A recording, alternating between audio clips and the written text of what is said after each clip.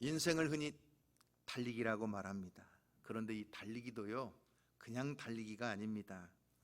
평지를 뛰어가는 경주가 아니라 온갖 장애물을 넘어가는 허들 경기라고 하는 것입니다. 그래서 승리하고 성공한 인생은 장애물이 없는 인생이 아니라 장애물을 만났을 때 그 장애물을 잘 넘어가고 그 고난을 잘 극복한 사람들이 승리한 사람이라고 할 수가 있습니다. 반대로요, 실패한 인생은 장애물을 만났을 때 낙심하고 그 장애물 때문에 포기하고 그 장애물에 굴복하는 사람들은 결국 그 인생을 승리할 수가 없습니다. 애굽에서 430년 동안을 노예 생활을 하던 이스라엘 백성들이 드디어 하나님이 행하신 10가지의 재앙을 통해 기적을 체험하고 애굽에서 나오는 출애굽의 역사를 이루게 되었습니다. 그런데 애굽에서 나온 그들에게 첫 번째 장애물이 딱 다가옵니다. 근데 조그만 장애물이 아니에요. 너무나 큰 장애물이에요. 여러분, 그 장애물이 뭐죠? 홍해바다예요. 앞에 홍해바다만 장애물이 있느냐? 뒤에는 애굽의 군대가 막 뒤쫓아 오는 거예요. 애굽의 압제에서 해방된 줄만 알았는데 그것은 착각이었어요. 애굽에서 탈출했지만 홍해 앞에서 길이 막히고 뒤쫓아오는 애굽 군대 때문에 두려워 떨면서 당황할 수밖에 없었습니다. 여러분, 오늘 우리도 마찬가지예요. 우리가 예수님을 믿고 하나님의 자녀가 되었지만 천국을 소망하고 살아간다고 해서 그 믿음의 사람들에게 인생의 장애물이 없느냐? 어떤 고난이 찾아오지 않느냐? 전혀 그렇지 않아요. 애굽에서 해방받아 나온 이스라엘 백성들에게 홍해가 딱 버티고 서 있던 것처럼 오늘 믿음의 성도들에게도 때때로 우리의 힘으로 이길 수 없고 내 능력으로 감당할 수 없는 큰 장애물들이 우리 앞에 다가올 수 있어요. 그럴 때 우리는 믿음으로 그 장애물을 잘 극복하고 넘어가는 성도가 되기를 소망합니다. 여러분, 우리가 영적인 침체를 겪을 때가 언제냐? 언제 큰 영적 침체에 빠지느냐? 내가 하나님의 말씀대로 살아보려고, 내가 말씀에 순종하고 열심히 봉사하려고 막 몸부림을 칩니다. 그래서 하나님의 은혜를 체험합니다. 그런데 갑자기 인생의 장애물이 찾아와요. 그래서 어려움을 겪고 너무나 힘들어요. 나 자신도 힘든데 주변에서 또 사람들이 그래요. 유별나게 예수 믿더니, 아니 극성으로 교회 다니더니 너 지금 네 당하는 꼴이 그게 뭐냐? 네가 믿는 하나님 어디 있느냐? 네가 찾던 하나님 어디 있냐? 하면서 조롱합니다. 그럴 때 여러분, 우리에게는 엄청난 영적 침체와 시련이 찾아올 수밖에 없는 것입니다. 그러나 진정한 믿음의 사람들은 그 영적인 장애물, 모든 사람들의 조롱이 찾아올지라도 그 장애물을 믿음으로 잘 극복할 때 하나님의 크신 기적을 경험하게 되는 줄로 믿습니다. 바로 애굽에서 나온 이스라엘 백성들에게 갇힌 이 홍해바다는요, 정말 초대형 장애물이었습니다. 그러나 하나님 앞에서 믿음으로 나아가면 홍해와 같은 아무리 큰 장애물이라도 하나님께서 길을 인도하시고 하나님께서 도우시고 하나님이 역사해 주실 줄로 믿습니다. 제가 말씀을 준비하면서 출애굽기 14장 말씀을 계속 읽고 또 읽고 묵상을 하다가 제 눈에, 제 마음에 딱 새겨지는 말씀이 있었어요. 그 말씀이 뭐냐? 홍해 앞에 하나님께서 뭐라고 말씀하시느냐? 손을 내밀어, 이렇게 말씀하시는 거예요. 여러분, 자, 펜을 들고 한번 말씀을 한번 확인해 보실까요? 뒤에는 애굽의 군대가 뒤쫓아오죠. 앞에는 홍해바다가 딱 버티고 있죠. 오고 갈 데는 없죠. 두려워 떨고 있죠. 그런데 하나님께서 뭐라고 말씀하시느냐? 자, 16절 말씀을 읽어봅니다. 자, 16절. 지팡이를 손에 들고 손을 바다 위로 내밀어, 그러는 거죠. 거기다 밑줄을 그어보세요. 손을 바다 위로 내밀어라. 그 다음에 21절 말씀을 한번 또 봅니다. 모세가 바다 위로 손을 내밀매 그랬어요. 거기 또 손을 내밀매, 거기에다가도 여러분 또 밑줄을 한번 그어보세요. 그 다음에 26절을 봅니다. 26절을 가서 보면요, 또 뭐라고 나옵니까? 여호와께서 모세에게 이르시되 내 손을 바다 위로 내밀어 그랬어요. 손을 또 바다 위로 내밀라는 거예요. 그리고 27절 말씀에도 보면 또 나옵니다. 시작. 모세가 곧 손을 바다 위로 내밀매 새벽이 되어 바다의 힘이 회복된지라 그랬어요. 자, 계속해서 모세에게 말씀하시는, 원망하고 두려워 떨고 낙심하고 절망하는 그들을 향해서 하나님이 말씀하시는 것은 뭐냐? 너희 앞에 가로막혀 있는 그 홍해 때문에 벌벌 떨지 말고 손을 그 바다 위로 내밀라는 거였습니다. 여러분, 바다가 뭡니까? 인생의 막다른 골목입니다. 정말 해결하지 않으면 내가 죽을 것만 같고 이 문제를 돌파하지 않으면 한 걸음도 전진할 수 없는 인생의 난관입니다. 우리도 인생을 살다 보면 이런 홍해바다와 같은 역경을 만날 수밖에 없습니다. 그 바닷물에 파묻히면요, 질식할 수밖에 없는 겁니다. 그래서 하나님께서는 너희가 당해 있는 그 홍해를 향해 손을 내밀라고 우리에게 가르쳐 주시는 것입니다. 절벽에, 절망에, 고통에, 모든 장벽에 손을 내밀 때 하나님이 역사해 주시겠다고 하는 것입니다. 여러분, 사람이 동물과 구별되는 가장 현격한 차이 중에 하나가 뭐예요? 손을 가지고 있다는 것이고 이 손을 사용한다는 거예요. 그래서 인간의 문화는 이 손에서 비롯되었다고 해도 당연한 것입니다. 그래서 우리가 늘 악수하는 문화를 가지고 있는데 서로 손을 잡는다는 것은 친하다는 것이죠. 함께 하자는 것이죠. 서로 화해하자는 것이잖아요. 우리가 흔히 쓰는 말로 수단이 좋다, 야 수완이 좋다 하는 말도 저 사람은 손재간이 좋다는 말입니다. 열심히 일한 사람들에게도 뭐라고 여러분 인사하지요? 수고하셨습니다. 수고했다는 말이 뭐예요? 손이 고생했다는 말이에요.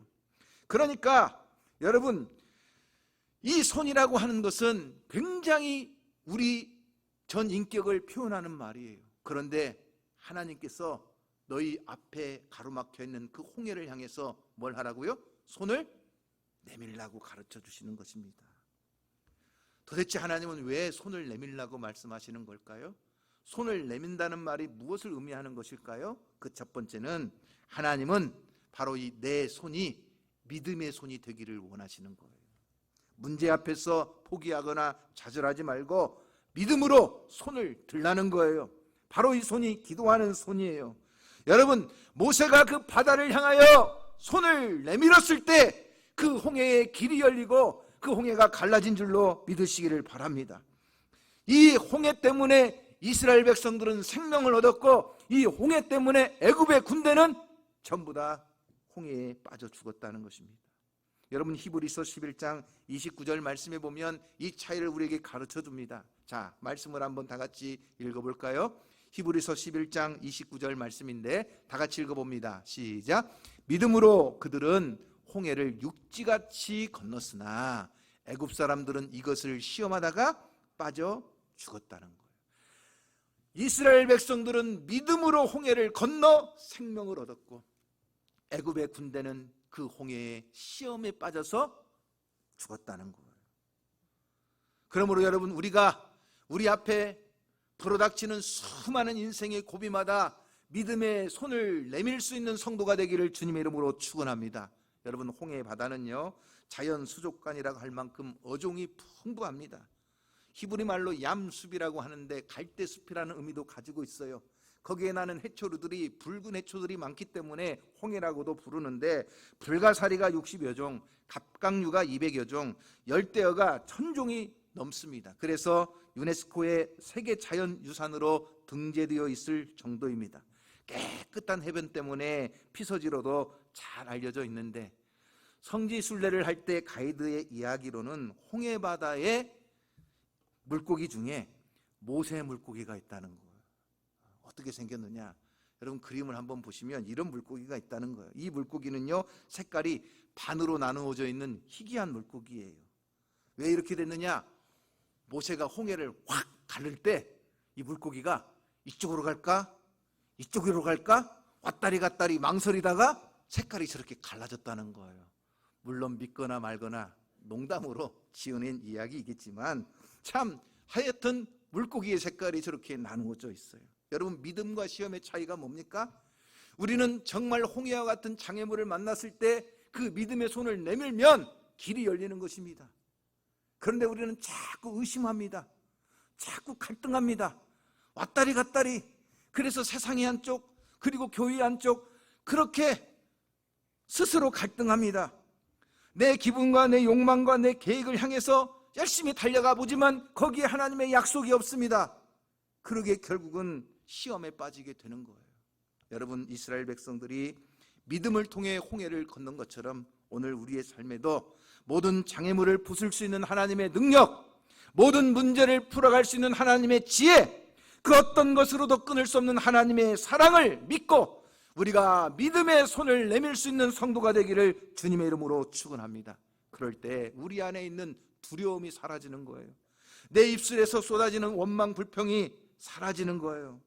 우리가 우리의 시선을 하나님께 고정하고 그 하나님을 향하여 그 말씀에 귀를 기울이고 그 하나님이 말씀하시는 대로 우리가 믿음의 손을 내밀 때 내 힘으로는 도저히 넘어갈 수 없는, 내 능력을 가지고는 도저히 해결할 수 없는 그 홍해와 같은 문제가 해결되고 길이 열리는 역사가 나타날 줄로 믿습니다. 여러분, 바다는커녕요 큰 강만 건너려도 어떻게 건너요? 헤엄쳐서 건너야 되죠. 여러분들이 헤엄을 얼마나 잘할지 모르지만 어떻게 홍해 바다를 그 수많은 사람들이 헤엄쳐서 건너겠어요? 그러면 두 번째 방법이 뭐예요? 배를 타고 건너야 되겠지요. 언제 지금 배를 만들어 가지고 지금 건너갑니까? 애국 군대가 쫓아오는데 배를 만들 그 목재들은 어디에 있습니까? 안 되잖아요. 그럼 또 방법이 뭐예요? 다리를 만들어야 되죠. 여러분, 어떻게 지금 그 홍해 바다에 다리를 만들어서 이스라엘 백성들이 건너갑니까? 인간의 상식이나 인간의 지혜나 인간의 능력 가지고는요 도저히 들 수가 없는 것입니다. 그러나 하나님은 놀라운 계획을 가지고 계시고 하나님은 우리의 생각과 다르며 하나님의 길은 너희의 길과 달라서 하늘이 땅보다 높음같이 우리가 보지 못하는 것, 우리가 알지 못하는 계획을 하나님은 다 가지고 계시는데 그게 뭐예요? 믿음으로 손을 내밀 때 그 홍해가 갈라지고 마른 땅처럼 그 홍해를 건너가게 하시는 길이 열리는 줄로 믿으시기를 바랍니다. 그러므로 우리는 끝까지 하나님의 사랑을 의심하지 말아야 합니다. 하나님의 지혜를 끝까지 간구해야 합니다. 하나님의 능력이 우리의 삶에 역사하시도록 끝까지 믿음의 손을 들어야 될 줄로 믿습니다. 오늘 여러분들이 막힌 곳을 향해서 믿음의 손을 내미는 성도가 되기를 주님의 이름으로 축원합니다. 야, 다른 사람들은 잘 되는데 나만 왜 이렇게 안 되냐? 다른 사람들은 그냥 길도 잘 열리는데 나는 왜 이렇게 길이 안 열리느냐? 그럴 때 여러분 어떻게 해야 된다고요? 믿음의 손을 내미는 것, 막힌 곳을 향해서 믿음의 손을 내밀 때, 내가 두려워 벌벌 떨면서 절망하는 그곳을 향해서 믿음의 손을 내밀 때 홍해가 갈라지듯 여러분의 앞길에 길이 열리는 역사가 나타날 줄로 믿습니다. 두 번째, 우리 하나님께서 손을 내밀라고 말씀하시는 것은 바로 이 내 손이 하나님의 은혜의 도구가 되기를 원하시기 때문입니다. 우리가 다니엘에 보면 참 재밌는 이야기 하나가 나와요. 벨사살 왕이 저 예루살렘 성전에서 가져온 성전의 기구들을 가져가 술에 취해서 기분이 좋으니까 그 하나님을 제사할 때 쓰는 성전의 기구들에다가 술을 따라 마시는 거예요. 그런데 갑자기 손이 팍 나타나가지고 벽에 글씨가 막 써지는 거예요. 메네 메네 대겔 우바르시. 하나님이 자로 재어보고 저울에 달아봐도 부족하니까 그 바벨론 나라를 멸망시키겠다는 것이었어요. 여러분, 그런 것처럼 홍해바다 앞에서도 갑자기 막 번개가 빠바방 치면서 회올바람이 팍 불어와가지고 막 그렇게 막 하나님의 손이 갑자기 싹 나타나가지고 하나님의 손으로 홍해바다를 싹 갈라버리면 사람들이 야, 얼마나 좋겠어요. 그런데 여러분, 그렇게 하나님의 손이 직접 나타나요? 안 나타나요? 안 나타나요. 그런데 뭐예요? 연약한 모세의 손을 들라는 거예요. 그 모세가 들고 있는 냄새나는 양의 똥이 묻은 그 냄새나는 지팡이를 들라는 거예요. 하나님은 그 모세의 손을 통해서, 모세의 지팡이를 통해서 홍해가 갈라지는 기적을 행하시기를 원하셨기 때문에 손을 내밀라고 말씀하시는 거예요. 왜냐? 모세의 손이 하나님의 손이 되고 모세의 지팡이가 하나님의 지팡이가 되기를 원하셨던 거예요. 여러분, 오늘도 우리가 마찬가지예요. 나 같은 사람이 늘 부족하고 연약하잖아요. 그죠? 내가 무슨 손을 내민다고 무슨 능력이 나타나겠어? 내가 무슨 내 손을 내민다고 무슨 방법이 생기겠어? 내가 내 손으로 뭘 한다고 뭐가 해결이 되겠어? 그러나 여러분, 우리가 하나님을 믿음으로 바라보고 그 하나님의 약속하신 말씀을 온전한 믿음 가운데서 내가 그 약속 의지하여 손을 내밀면 내 손이 하나님이 역사하시는 은혜의 도구가 되는 줄로 믿으시기를 바랍니다. 그런즉 병든 자를 위하여 손을 얹은즉 그 병이 고침받게 될 것이요, 정말 우리가 흑암을 향하여 그 손을 내밀 때 빛이 나타날 것이요, 그 막혀진 곳에 손을 내밀 때 하나님께서 그 막힌 곳에 길을 열어주실 줄로 믿습니다. 슬피 울며 탄식하는 자들을 향하여 내 손을 내밀 때 그 눈에 눈물이 닦아지고, 상처받은 자들에게 손을 내밀 때 그 마음의 상처가 싸매지고, 정말 소유되고 가난하고 병들고 연약한 자들을 향하여 주님의 사랑으로 내 손을 내어밀 때 그곳에 구원의 역사, 하나님의 놀라운 믿음의 역사가 나타날 줄로 믿으시기를 바랍니다. 그러므로 사랑하는 성도 여러분, 오늘도 하나님은 여러분의 손이 하나님이 일하시는 은혜의 도구가 되기를 원하시는 줄로 믿으시기를 바랍니다. 이 손을 내어밀 때 놀라운 역사가 일어나요. 여러분, 금방 홍해는 가로막혀 있고 금방 애굽의 군대들은 쫓아오지만 정말 모세가 손을 들 때 어떤 역사가 일어나느냐, 하나님의 사자가 뒤로 물러가니까 저 애굽 군대 앞에는 뭐예요? 구름 기둥으로 깜깜한 어두움이 갇혀서 한 발짝도 움직일 수가 없는 거예요. 그런데 그 깜깜한 밤에도 이스라엘에게는 그 불기둥으로 불을 밝혀주시니까 그 캄캄한 밤에도 환한 태자처럼 살게 되는 거예요. 여러분, 우리의 인생길이 그렇습니다. 정말 어떤 사람은 한낮에도 깜깜한 인생의 길을 걸어가는 사람이 있는가 하면, 어떤 사람들은요, 모두가 힘들다, 안 된다, 어렵다, 그런 고통 중에서도 환한 광명으로 살아가는 사람들이 있습니다. 오늘 하나님의 백성들은 밤을 걸어가도 광명한 새벽처럼 걸어가게 되는 줄로 믿으시기를 바랍니다. 내가 하나님이 원치 않는 길을 걸어간다면 한낮에도 캄캄한 흑암의 인생을 살아갈 수밖에 없지만, 내가 정말 하나님의 뜻에 순종하고 살아가면 캄캄한 어둠 속에서도 하나님이 빛을 비추시고 인도하시는 은혜가 함께할 줄로 믿습니다. 그렇기 때문에 우리는 정말 홍해 앞에서 쫓아오는 애굽의 군대 때문에 스스로 원망하고 두려워하는 자가 되지 말아야 합니다. 하나님께서 뭐라고 말씀하세요? 두려워하지 말라는 거예요. 원망하고 불평하지 말라는 거예요. 자꾸 탓하지 말라는 거예요. 하나님을 바라보라는 거예요. 그래서 이 세상에는요, 때문에 인생을 사는 사람이 있는가 하면 덕분에 인생을 사는 사람이 있다는 거예요. 삼성경제연구소에서 발간한 수종해라고 하는 책을 보면 때문에와 덕분에를 이렇게 해석을 해놓았어요. 때문에는 상대방에게 모든 책임을 떠넘기는 책임 전가형 단어이다. 때문에형 인간은 자신의 입장에서 주로 생각하며 자신을 정당화하기 위해서 설명을 장황하게 늘어놓는다. 이에 반해 덕분에는 결과를 감사하게 받아들이는 감사 포용형 단어이다. 덕분에형 인간은 상대방의 입장에 서서 그들을 이해하려고 배려한다는 것입니다. 그래서 때문에는 부정적인 언어고 덕분에는요 긍정적인 언어예요.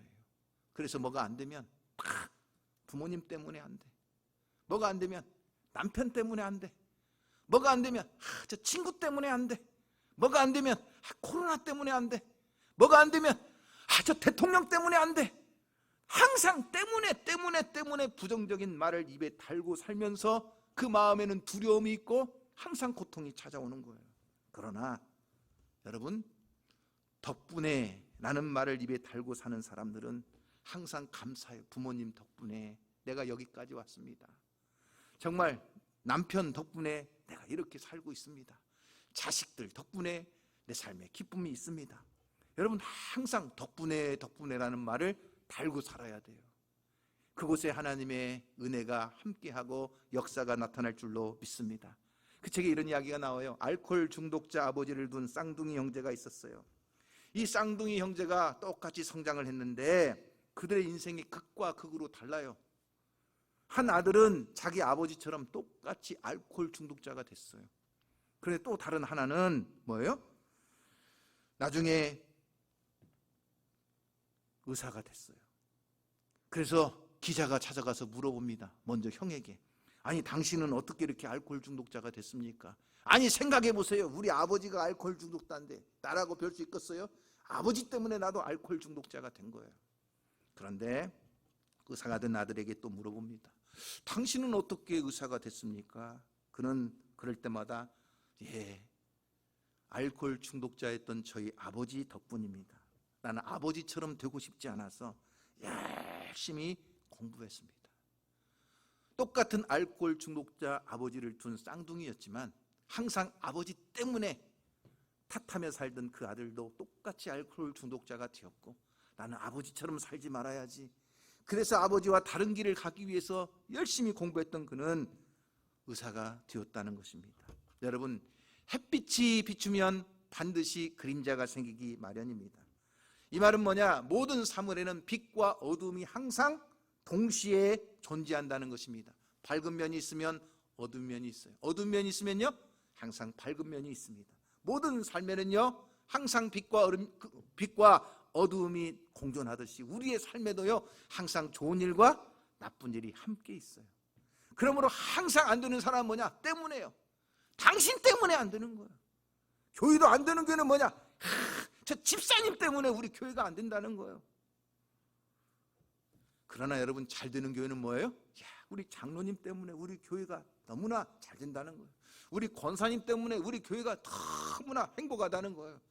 여러분, 서로가 이렇게 덕분에 고백할 수 있는 이리어양교회가 되기를 주님의 이름으로 축원합니다. 자, 그러면 우리 서로 앞뒤 좌우로 한번 인사해 봅니다. 자, 집사님인지 권사님인지 장로님인지 잘 보고 자 이렇게 인사합니다. 집사님 덕분에 우리 교회가 너무 행복합니다. 집사님 때문에 집사님 덕분에 제가 잘못했네요. 죄송합니다. 다 덕분에 집사님 덕분에 우리 교회가 너무 행복합니다. 자, 다시 시작. 할렐루야. 마지막 세 번째는 왜 하나님께서 바다 위로 손을 내밀라고 하시느냐? 그것은 우리가 하나님의 손을 잡고 하나님과 함께 걸어가기를 원하시기 때문에 그래요. 고린도전서 10장 1절 2절 말씀을 보면 이렇게 나옵니다. 우리 다 같이 한번 읽어볼까요? 고린도전서 10장 1절 2절 말씀 시작. 형제들아, 나는 너희가 알지 못하기를 원하지 아니하노니 우리 조상들이 다 구름 아래에 있고 바다 가운데로 지나며 어떻게 있다는 거예요? 모세에게 속하여 다 구름과 바다에서 세례를 받았다는 거예요. 다시 말하면 모세를 따라 갈라진 홍해를 건너간 것은 뭐예요? 이스라엘 백성들이 뭐란 거예요? 세례를 받은 거예요. 다시 말하면 지금까지는 애굽의 종으로 살았어요. 지금까지는 바로의 명령에 따라 살았어요. 그러나 이제 홍해를 건너면서는 저 애굽의 노예가 아니에요. 하나님의 백성이 되었어요. 이제 홍해를 건너가면 바로의 명령을 따라 사는 존재가 아니라 하나님의 말씀에 순종하며 살아가는 사람이 되는 거예요. 홍해를 건너간다는 것은 세례를 받는 것과 똑같아요. 옛사람인 나는 이제 죽어버리고 예수 안에서 새 사람으로 다시 거듭나는 거예요. 십자가에서 죽으시고 사망 권세 이기사 부활하신 예수 그리스도로 말미암아 내가 다시 살아나는 거예요. 내 모든 죄의 본성, 내 육신의 생각, 내 옛사람, 저 사망의 왕노릇하던 나의 모든 옛 습관은 다 죽어버리고 이제 예수와 함께 새로운 피조물로 살아가는 거예요. 바로 이것이 홍해에서 세례를 받았다는 것과 똑같은 말이에요. 그러니 여러분, 다시는 돌아갈 수가 없어요. 홍해를 건넜다는 말은 뭐예요? 다시는 애굽으로 돌아갈 수도 없고 돌아가서는 안 된다는 거예요. 다시는 애굽을 추억하지도 말고 자꾸 애굽을 그리워하지도 말고 이제는 하나님이 약속하신 땅, 그 약속의 땅을 바라보고 끝까지 하나님이 인도하시는 대로 구름기둥 불기둥을 따라가야 된다는 거예요. 바로 이것이 모세와 함께 구름과 바다 속에서 세례를 받은 이스라엘 백성들이에요. 사랑하는 성도 여러분, 오늘도 우리가 예수 그리스도 안에서 주님을 나의 구주와 주님으로 영접하고 세례를 받았다는 것은 뭐예요? 내가 옛날에는 세상 방식대로 살았어요.